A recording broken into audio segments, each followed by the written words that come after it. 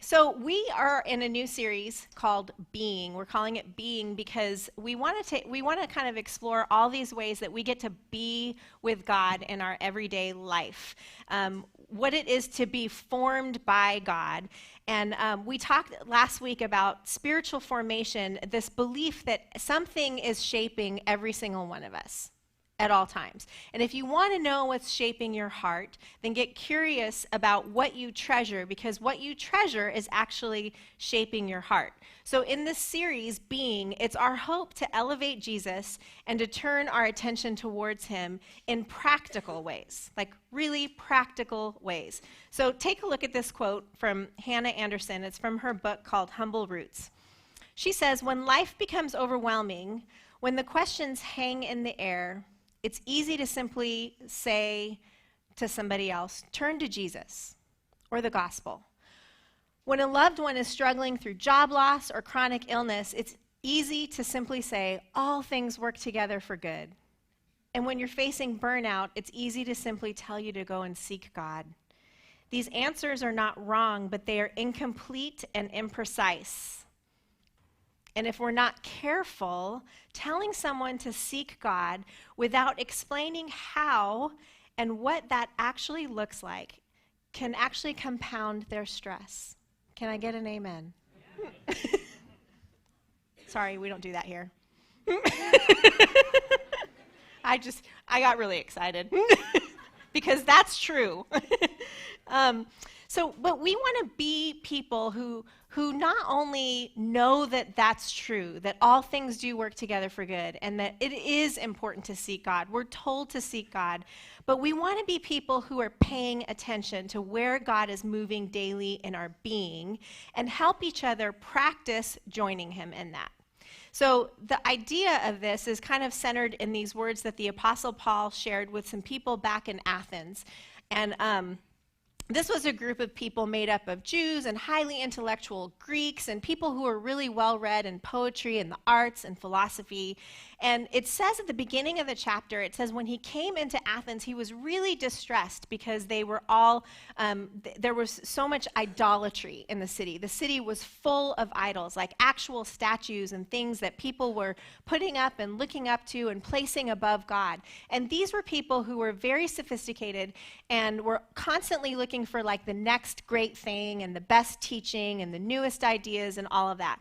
So Paul rolls into town and he says in Acts 17, he quotes actually poets that they might have been aware of, but he says in Acts 17, starting in verse 24, "The God who made the world and everything in it is the Lord of heaven and earth, and does not live in temples built by human hands. And he's not served by human hands as if he needed anything. Rather, he himself gives everyone life and breath and everything else. From one man he made all the nations, that they should inhabit the whole earth, and he marked out their appointed times in history, the boundaries of their lands. God did this so they would seek him and perhaps reach out for him and find him, though he's not far from any one of us. For in him we live and move and have our being." And I just want you to take that sentence in right there. For in him we live and move and have our being. What Paul was saying to the people of Athens is true for us today, that we too have been created by God and put on this earth for this appointed time in history. And he has, for whatever reason, put us in the boundaries of this land so that we would seek him and perhaps reach out for him and find him, because he's not far from any one of us. So where do we find him in our being? Over the next few weeks in this series called Being, we're going to look at some of the ways of being and where we find God in these ways and how we're to be with him, how we can be with him, and all these different ways of making peace. Like when we're going, how many of us want to know how to be with God in the midst of conflict, right? Yeah, be with God and making peace and celebrating in our work, no matter what kind of work it is that you do. How do we be with God in our working, in our resting, and in our giving? But today, it's interesting where we start today. Our starting point today is, how do we be with God in this way of descending? How do we be with God in humility? It starts with humility. And hopefully over the next 20 minutes or so, I'm going to explain to you why it's important that it starts with humility and this idea of being brought low in order to see upwards. So some of us know this well just because of how life has been for us. But Micah 6:8 says, "He has shown you, O mortal, what is good, and what does the Lord require of you? To act justly, to love mercy, and to walk humbly with your God." So what does it mean to practice humility and to walk humbly and to help us be with God and to collaborate with God and to help us become more aware of his presence and be able to walk in his peace and his love in humility? So let me give you a definition for humility. It's a right view of oneself. It's a proper understanding of who God is and who we are as a result. We may feel certain things when we think about this understanding of what humility is. We might feel safe because we've placed ourselves with this creator God, or we might feel anxious because of what's all the unknown. Either way, God uses those feelings as an invitation for us to get curious and, better yet, to get to know him and to place our trust in him. We remember who we are and who we are not. So this is what I'm currently learning and what I want us to think about today. Humility is actually the pathway to peace. Humility is the pathway to peace. So my peace was greatly disturbed this week, and I'm going to tell you why. So in case you haven't been watching the news, there's been a lot of tension, if you will, between our country and Iran. So I was born in Iran. I left there when I was 4, and my dad lives there. So this is not a political sermon. I'm not going to tell you anything, don't start at me with anything, because I'm telling you my story, okay? So all this is, okay? So my dad lives there, and if you don't know a lot about, there's a lot of history in this tension between the U.S. and Iran. So if you don't know a lot about it, you can spend a couple hours on Google, or you can ask Doug. He knows. Where are you, Doug? But it doesn't take long to kind of do a little bit of research on it. But basically what it is for decades there's been this tension between the Iran and a lot of other countries. Iran is a country that it's ruled by, it's an Islamic state. And so the people who rule it with this sense that everything kind of has to fall and be controlled by this doctrine of Islam. And it's really all behavior oriented. A lot of the people who live there, my family included, would call themselves Muslim, but they're more traditionally Muslim. They're not devout, and they're certainly not radical Muslim. But basically, the government tries to use this to control people. And the only path to freedom that the people have seen is to create some sort of resistance from within to rise up. And the tensions kind of have evolved from different countries trying to intervene and lots of different wars and all kinds of things that I'll let you look into. But bottom line, the last month has been really dicey, and I've been really worried about my dad. So there was a couple weeks ago, they shut down the internet and the phone lines even, and I couldn't get a hold of him for a week. And then this last week when I checked in with him, he said he hadn't left the house in 4 days because it's just really dangerous outside.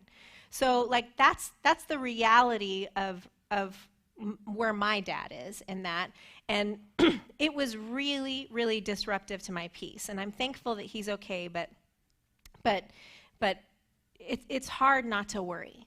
So I had a lot of conversations with God this week about this, and a lot of I was wondering a lot about good and evil and God's sovereignty and his plans for our lives, all those really big questions that you don't know why God doesn't just tell you them right away. And so what I found though was all of my questions were starting with why. Like, why did I get to leave when I was 4 years old and none of my cousins really have left? I have so many cousins that live there that are trying to create a life for themselves there, and it's really hard. So why, God, did I get to leave? Why does my dad have to live there again after all of these years? And what I found was the why wasn't really very helpful to pull me out of my distress in the week.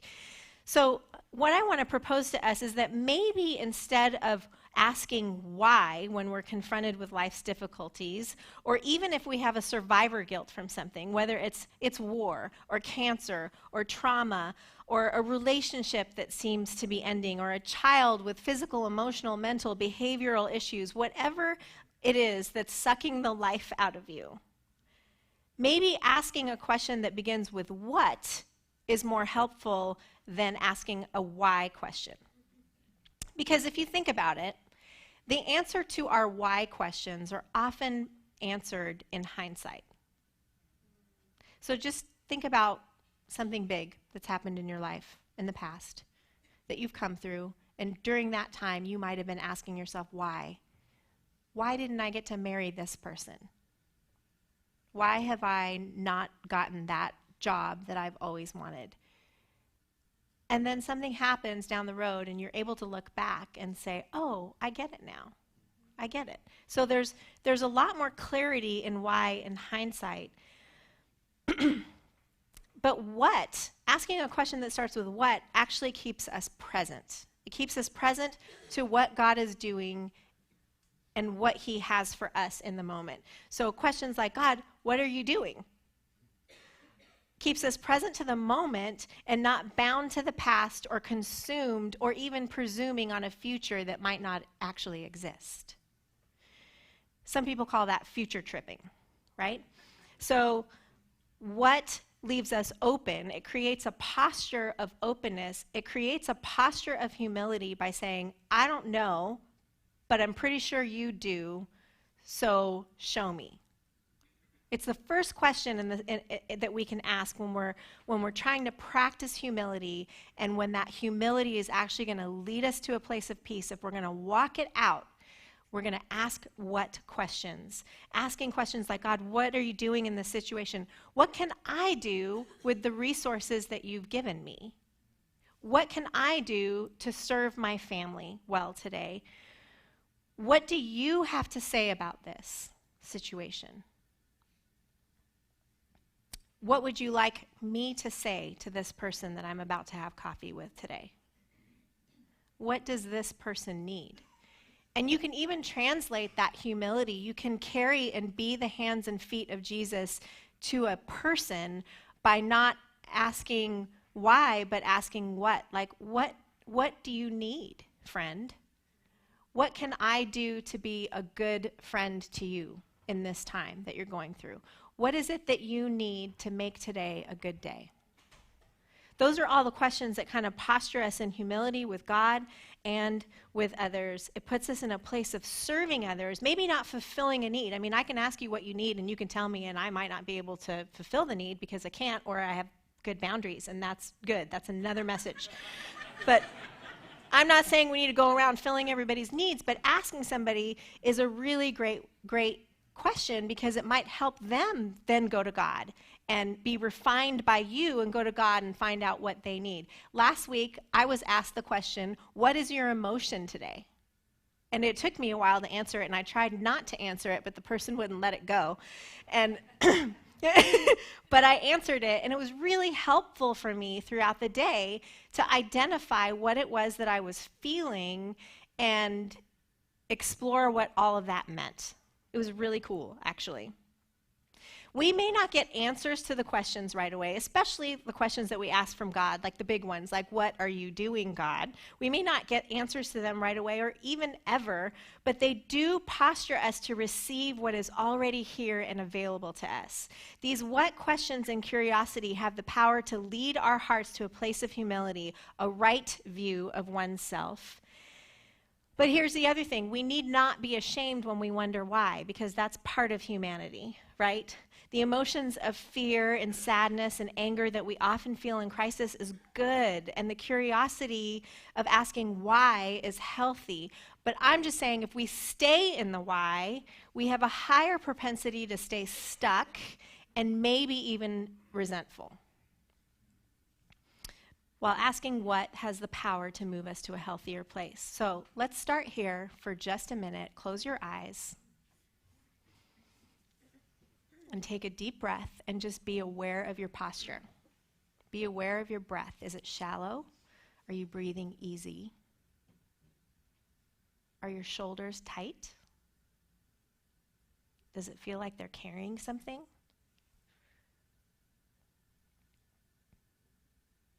What is it that you need? Or what do you want?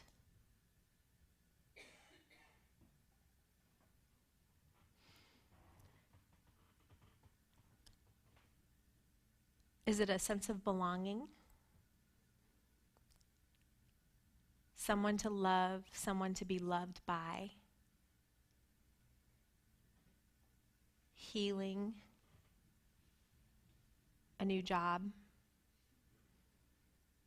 A better relationship with fill in the blank?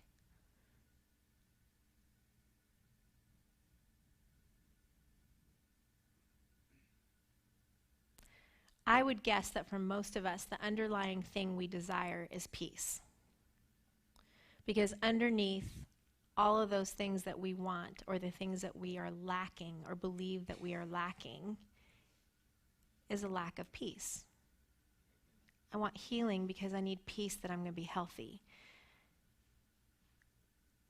I want a place to belong because I'm lonely, and I need the peace that comes with being with people that accept me and want me.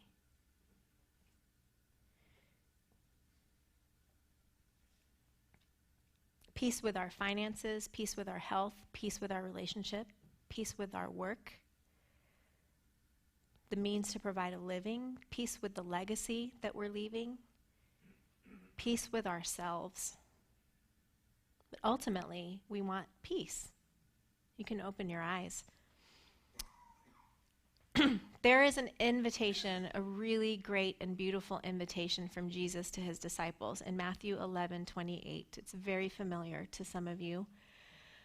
But it says, "Come to me, all you who are weary and burdened." Some translations will say heavy laden. "And I will give you rest. Take my yoke upon you and learn from me, for I am gentle and humble in heart. And you will find rest for your souls. For my yoke is easy and my burden is light." So I'm in this, what people call the middle of life. Yeah, it's a great phrase. We need to find a new one. But I spend my days caring for family. My kids are quickly becoming adults, and it's my responsibility to make sure they get there safely.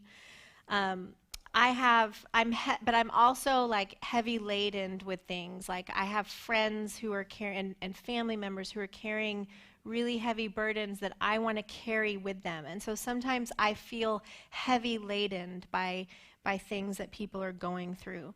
I'm grateful for the work that I get to do because I love it, and yet there's financial pressures that, like a lot of us feel like, do we have enough money? How are we going to feed these 4 boys and all the friends that they bring over with them? And we're getting closer to retirement, and we should be further along than we are. Or I feel heavy laden by the fact that I never seem to have enough time to do all the things that I want or think I need to be doing, right? And these are all really wonderful things, and most of them are tied up with a tremendous amount of privilege and blessing, but still I get weary and burdened. And I try to solve the issue with important things like self-care. You know, I have a budget. I've taken Financial Peace University twice. I exercise. Sometimes I go to therapy. I have a watch that reminds me to breathe. I'm not wearing it today because I don't need it to remind me to do that while I'm talking to you. But, you know, I get heavy and weary and burdened. And I read a lot about productivity and minimizing and simplifying, and yet the stress doesn't seem to go away. And we're always hearing about all these research things that people and data that people are coming up with, that we're more connected, we have more access to things, the world is smaller, and yet we're more anxious, more stressed, and more isolated than we've ever been. So here's a really important note. Anything that I'm saying today is not intended to replace the God-given graces of community, therapy, talking to a counselor, even medical intervention if it's necessary. Nothing I'm saying today replaces that, because if you're experiencing any kind of debilitating anxiety or stress, it's important that you seek the help of somebody that you trust, a professional or a friend or a family member, because these are all God's gifts to us, his broken, weary people, right? These are gifts that God's given us to use. So nothing I'm saying today replaces any of that. I just want to be really clear. But when I read Jesus' words in Matthew 11, it occurs to me that our loneliness, our isolation, our stress, our anxiety, these are not new problems. Because he actually has a lot to say about stress and anxiety and worry. In fact, he tells his disciples that right before he dies, he tells his disciples that they're going to have a lot of trouble, but peace is available to them. Not that it's coming, but it's available to them. In John 16:33, he says, I've told you all this so that trusting me, you will be unshakable and assured. Deeply at peace. In this godless world, you will continue to experience difficulties, but take heart. I have conquered the world. Who doesn't want to be unshakable? Who doesn't want to be at peace? Who doesn't want to be assured, right? So when we go back to Matthew 11, if you read it carefully, what's so interesting is Jesus promises us rest. He invites us to come to him, and he promises rest, but that rest doesn't start with me, it doesn't start with you, it doesn't start with all of our coping mechanisms for stress, or our healthy boundary settings, or our well-meaning pursuit of a balanced life. It starts with him. Jesus invites weary people to come to him and offers a way of peace. And that way begins with learning his humility. Come to me, all who are heavy laden, and I will give you rest. Take my yoke upon you and learn from me, for I am lowly and humble in heart. It begins with learning his humility. And what did he do? He asked what all the time? Who do you want me to heal? What do you want me to do? When he got tired, he went away to replenish himself, to find out what God had for him, what God wanted for him. And then he got interrupted right away. If you read it carefully, Jesus comes to him and he invites us to come to him and promises rest. But when you think about all the things that we do, like let's get real practical now. So the boundary setting, going to see a therapist, going to recovery, all of these things require a measure of humility. If you're going to go to a therapist, in order for it to work and be worth your money, you have to have a measure of humility to believe that this person has the insight into your life that you may need. If you're going to go to recovery, you're admitting that you are not able to handle your addiction on your own. That's humility. If you don't have it, it's not going to work.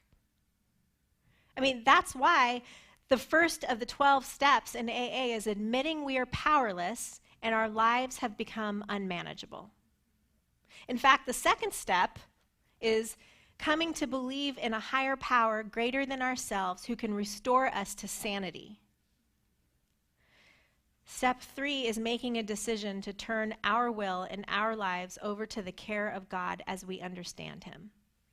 I mean, according to AA, the 12 steps can actually save your life through humility. All these good things and pathways to relief from our anxiety and healing, from all the things that we look for to find peace, all of them require a measure of humility. And while there are many places in Scripture where we hear the words, humble yourself, Jesus never shames us into humility. Never, ever, ever. He offers a pathway to peace that is not just to merely humble ourselves, but to learn from his humility and to become humble like him and take him as the avenue to peace. Genuine spirit-formed humility can only be learned from Jesus and not mustered up in our own strength or even indoctrinated into us. We practice humility, but we can't fake humility. There's all kinds of fake humility, right? Like I can take a picture, a selfie right now and put it on Instagram. Hey, so proud or so humbled. That's a Freudian slip. So humbled to be teaching at Journey, right? Like people do that all the time. I'm so humbled that I get to do this and I get to do that. It's called the humble brag, right? But the other thing is being humble isn't a form of self-deprecation either. God doesn't ask us to be self-deprecating people. John the Baptist didn't abandon his purpose in life or his responsibility to prepare the way for Jesus, and he didn't stop being this wild, woolly man who ate locusts and honey when he said things like, I must decrease so that he can increase, and I'm not worthy of even untying his sandals. He didn't minimize who he was. He was just aware of what was coming. So a clear sense of self is not a low sense of self. Being brought low is not being put down. A clear sense of self is not a low sense of self. Rather, it's being awakened to the grandeur and the magnificence and the greatness of God. That's what humility does. Sometimes you have to go so low that the only way you can look is up, and that's when you see the greatness of God. And it's not because of how low you are, but of how great he is. And so don't let your fear and your anxiety bring you down, but let it allow yourself to go low enough to where you can see what God is doing, and you can ask those really good what questions. It's learning who we are and who we are not. And if we try to impart humility on another human being, we slide down a very slippery slope of shame and humiliation with tactics that are often employed in religious cultures, right? It's about good behavior and good appearances and spiritual maturity and elitisms, which are all really forms of false humility that are masking our pride, and we don't want that. Right? When Jesus invites his followers to take his yoke upon them, there are two metaphors at play. One is the one with the oxen, where I have a picture up here of a yoke. The cattle are paired up in two and connected with a yoke made of really thick and heavy hardwood and metals. If the one ox doesn't want to surrender to the other ox, it becomes a really rough day in the pasture. And a lot of times, they're paired up with like an older oxen and a younger oxen, and the older one leads the younger one. And so there's definitely some sort of one of them is definitely in the lead, and they're together, right? And if the younger oxen submits to the older oxen, the one that knows what it's doing, that knows the way, they can rest, and it goes a lot easier, right? The other metaphor at play is that, you know, every rabbi was known for their yoke that they carried. So, and it was really like their teaching that they were known for. So just like now, like some pastors are known to be great storytellers. Some pastors are known because they have a bent towards teaching prophecy and healing. Some pastors might be teaching more heavily on grace, and other pastors might be teaching really heavily on obedience, right? So you kind of, a lot of people have their bent, and so you choose which one that you want to follow, and hopefully they choose you to follow them. But they would follow the rabbi with the yoke that they wanted to follow. They would follow him so close often that even when they walked, the dust of the rabbi's feet would kick up into their face, and they'd be covered with that rabbi's yoke, with the dust of that rabbi. And it was like a sign of really, I mean, humility maybe and pride at the same time. I don't know. You decide. But the invitation that Jesus gives us is to take his yoke upon him and that upon us, and that yoke is light. And it's not going to put more weight on you than you can carry without him. So you picture the two oxen. It's not going to put more weight on you than you can carry without him. So that lie that people say, like, God doesn't give you anything you can't handle, that's not true. God gives you what you can't handle sometimes so you can yoke with him and let him handle it. Because he's appointed you for this time and this place and this way of life so that you can seek him and find him because he's always near. Taking off the yoke weighed down by attempts to be in control of my outcomes and relationships in exchange for joining in the yoke of hope that is in God who works all things for all people, right? It's an invitation to surrender our own yoke, the one that holds the weight of perfection, expectations that other people might have of you, the weight of comparison. Exchange that for the yoke of knowing you are already loved and being led by God. Taking off the yoke of fear that comes with living in a world led by severely flawed humans in exchange for the lightness of knowing we are in a kingdom ruled by God, and that kingdom is unshakable. Taking the yoke of knowing that we are living in a world we were meant to care for, but not worship, in anticipation for the redemption of all things in the new heaven and in the new earth. Jesus longs for us to be with him, joining him and enjoying the soul rest that we all want by learning his humility. The Bible tells us story after story teaching us of Jesus' humility. When he's in the garden shortly before his death and he's crying out to God saying, God, if you can, let this cup pass from me. And then he immediately says, yet not my will, but yours. When people bring him a woman and they ask him to condemn, he goes low and he writes on the ground and in humility says, if anybody has, let the first one who has sinned cast the first stone. When he washes the disciples' feet, even the one that was to betray him, he goes low and he shows us his humility. Regularly, we see him doing things and retreating and being with the Father. This is humility. Knowing that your own fuel and energy for the things set before you doesn't come from your own strength or your own wisdom. One passage that clearly reveals Jesus' humility is in Philippians 2, and I'm going to read you this from the Message.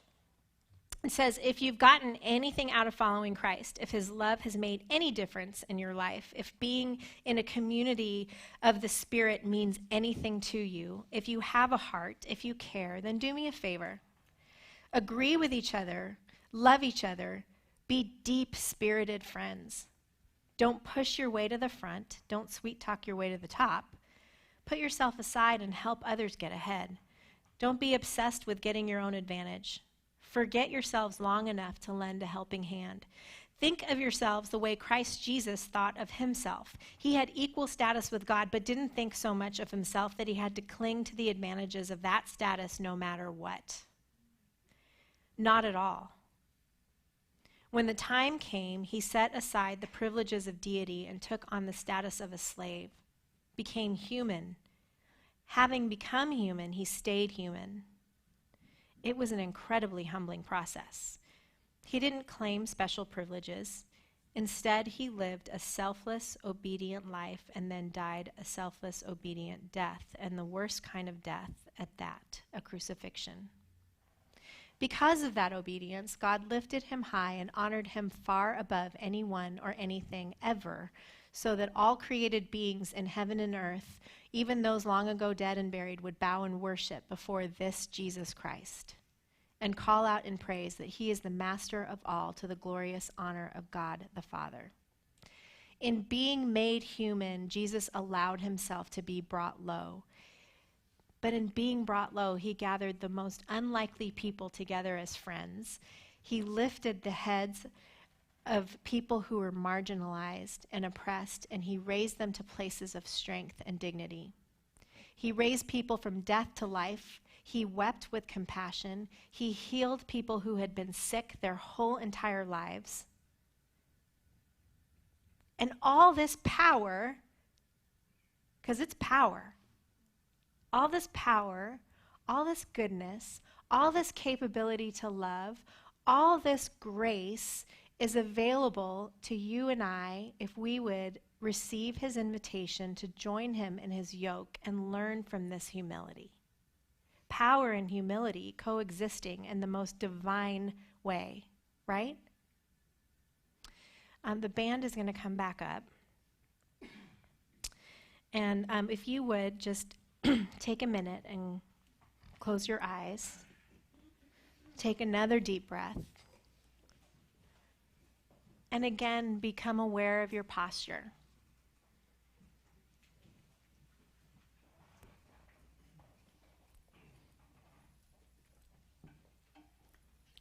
What is your body telling you about how you feel? If your body holds the Spirit of God, then it must inform you in some way. And let's go back to the question I asked earlier. What is it that you want or need right now?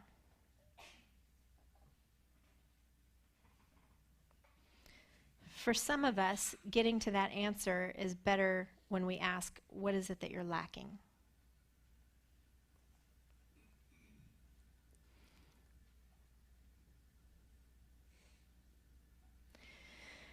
The psalmist says, "The Lord is my shepherd, I lack nothing. He makes me lie down in green pastures. He leads me beside still waters. He refreshes my soul. He guides me along the right paths for his name's sake. And even though I walk through the darkest valley, I won't fear evil, because you're with me. Your rod and your staff, they comfort me." The things that disrupt our peace, that cause our stress, our anxiety, our fear, they may be out of your control.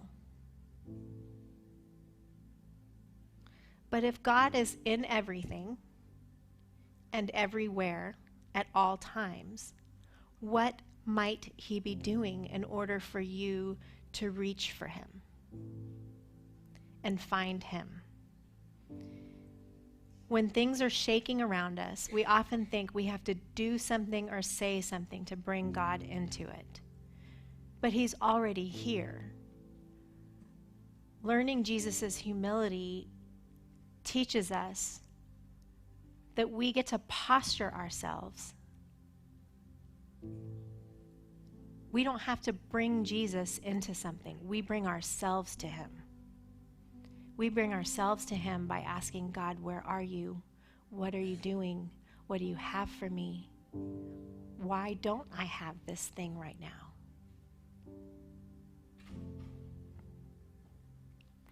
Jesus, open our eyes. Awaken us to pay attention to the rhythms of the kingdom already at play around us. Give us hearts to receive what has already been attained. Help us to remember that we are ones in whom Christ dwells and delights. We live in the strong and unshakable kingdom of God. The kingdom is not in trouble, and neither are we. And so today we have communion set up in the back of the room, the sides of the room. If you're in the overflow, I think they're in the front and the back as well. But there is no better way to celebrate communion and at the same time think about what Jesus is teaching us about humility. Because on the night before he was betrayed, in such a remarkable act of humility, he took two very common elements to day-to-day eating, bread and wine. And he said, as often as you do this in remembrance of me. Remember my body broken for you. Remember my blood poured out for you.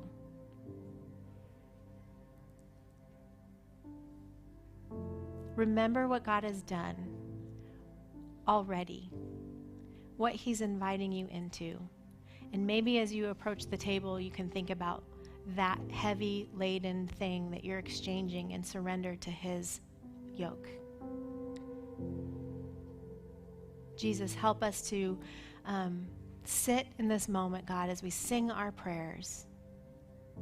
Father, may we have the courage to put on your yoke today.